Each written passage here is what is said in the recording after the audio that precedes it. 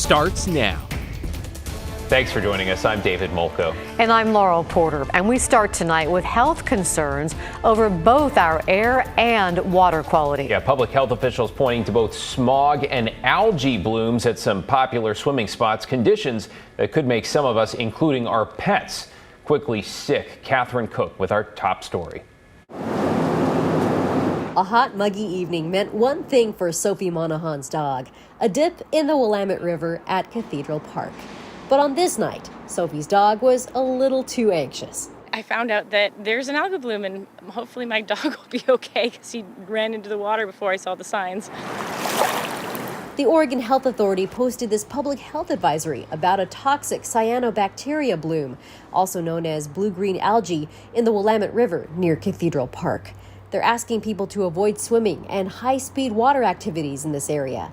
They say touching a bloom could lead to a temporary skin rash, while ingesting the water could make someone really sick. Our pets especially dogs, are really susceptible to these cyanotoxins. A lower level of cyanotoxins can be potentially deadly to our dogs. Curtis Cood is with the Oregon Health Authority. He says there's so much water in Oregon, they can't monitor all of it for cyanotoxins. So he wants people to know how to recognize a blue-green algae bloom. Don't go in water that is foamy, scummy, thick like paint, pea green, blue green, or brownish red, or it smells bad. And basically, when in doubt, stay out. In Clark County, health authorities issued cyanotoxin advisories for Round Lake and Lacamas Lake, and other spots could follow. The conditions are improving for cyanobacteria blooms to flourish and sort of last longer. Aaron Borsenko is Water Quality Monitoring Manager for DEQ, which tested water samples from Cathedral Park. To be fair, he says as more people learn to recognize the blooms, more are getting reported. But he believes the increase is also tied to climate change. The factors that climate change favors, which is like warming water temperatures, are favorable to the formation of bloom.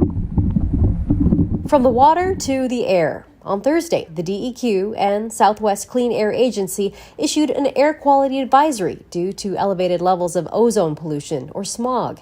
Fortunately, the advisory passed and the sun stayed behind the clouds most of the day, but the haze was thick, especially up at Pittock Mansion.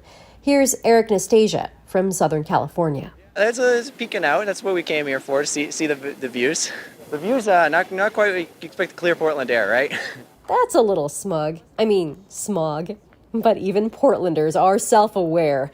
Our intense humidity and recent warmth at all hours led to this tweet from Joe Simmons. He compared the city to an indoor pool at a 2-star hotel. And judging by the nearly 1,200 people who agreed with him, he wasn't wrong. In North Portland, Catherine Cook, KGW News. What an apt description. Let's bring in Chief Meteorologist Matt Zafino now. Yeah, Matt, it's been a wild couple of days. How's it looking for Friday?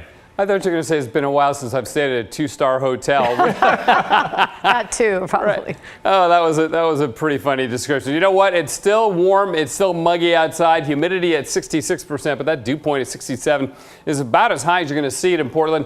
And we're still at 79 degrees. But there are signs, several of them, of cooler winds to come, and they will be coming within the next few hours. In the Portland area, the winds are pretty much all light and variable. South 3, southeast 6, pretty much calm in Hillsborough. But check this out at McMinnville, southwest at 10 mile an hour. Now that's a good steady wind. Same thing in Corvallis and Eugene. All of those indications that cooler air from the coast is flooding into the Willamette Valley right now, and you can see it in the temperatures as well. We're still at 79, but as you go farther south, McMinnville's at 72. That's a 7-degree difference. They're down to 67 in Corvallis suddenly as well, down from the 70s last hour. So again, remember, this is like 6 degrees cooler than we were all of last night. So that cooler air is doing what it does, beginning to move into the valley, usually works into the southern and central valley first, then it'll push into the Portland area. So it will be cooler and less humid tomorrow. Nice weekend on the way. Another warm up possible, in fact, probably likely later next week. But the big story is much better days to come Friday and the weekend. And we'll let you know if we did hang out of that record low warm temperature from last night. Guys? Looking forward to that. Thank you, Matt. Let's get you caught up on tonight's other headlines. A 41-year-old Bend man is facing murder charges after the bodies of two 18-year-olds were discovered in a garage last night. Police say Wesley Brady had been doing work with the victims around the home at the request of the homeowner. According to officers, they'd been drinking when Brady got into a fight with one of those teens and then killed both of them. Brady also faces charges that include sex abuse and abuse of a corpse. A man accused of bashing a woman's head with a 34-pound rock appeared in court today. Dwayne Simpson has been in jail since this happened a week ago. Police say he was released from a mental health clinic before he allegedly hit the woman in the back of the head.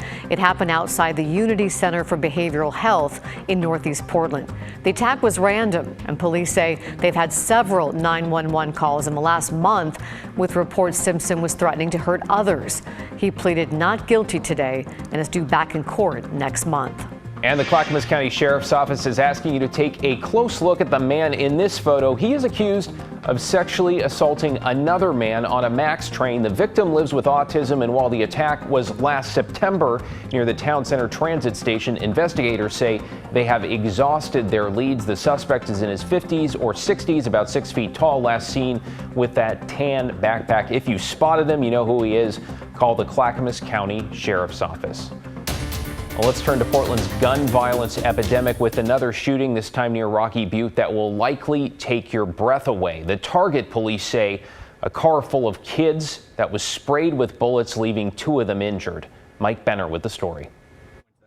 Right here, this one went through the garage and then into the wall where it says C3. Late Thursday morning atop Northeast Portland's Rocky Butte, Bruce Duncan points out the bullet strikes to his home following an overnight shooting. I start work at 3 in the morning, and I was in the kitchen, getting some breakfast or putting together a snack, and I was just walking to the dining room when the shots came off, and it's just like a whole slew of shots all in a second. I immediately hit the floor. Even more alarming than that, the intended targets, a car full of kids between the ages of 12 and 14. The shooter, or shooters, police say, fired off 38 rounds, 11 of them hitting the car with the kids inside. It's 2:52 in the morning when those shots came off. And so as parents out there, what are your 12 and 14 years old doing at 2:52 in the morning? That part's unclear. What we do know is that a 14-year-old boy suffered serious but non-life-threatening injuries, while a 12-year-old girl suffered minor injuries. The 3 other kids escaped unharmed, at least physically. Home security video obtained by KGW shows one of the kids knocking on the front door of a nearby home looking for water. Homeowner Paulette Holly obliged. How were they? Quiet, subdued, yeah. And I asked the young lady who got hit if she was okay, and she said yeah. So far this year, there have been more than 840 shootings in Portland. 51 people killed by the gunfire.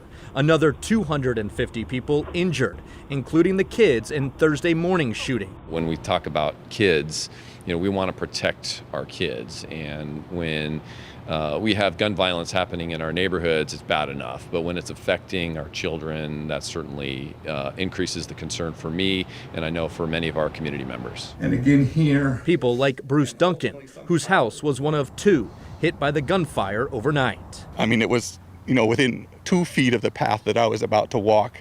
It's certainly difficult to be optimistic following a shooting that injured 2 young kids, but police tell us they have reason to be optimistic. That's because just this morning they hired 8 new officers, and last month 16 new officers were hired. The hope being that they can get a handle on the gun violence plaguing our city. In the meantime, they're asking anyone with information about this specific shooting to pick up the phone and call them. They say if any shooting needs to be solved, it's this one. Reporting from Rocky Butte, I'm Mike Benner for KGW News.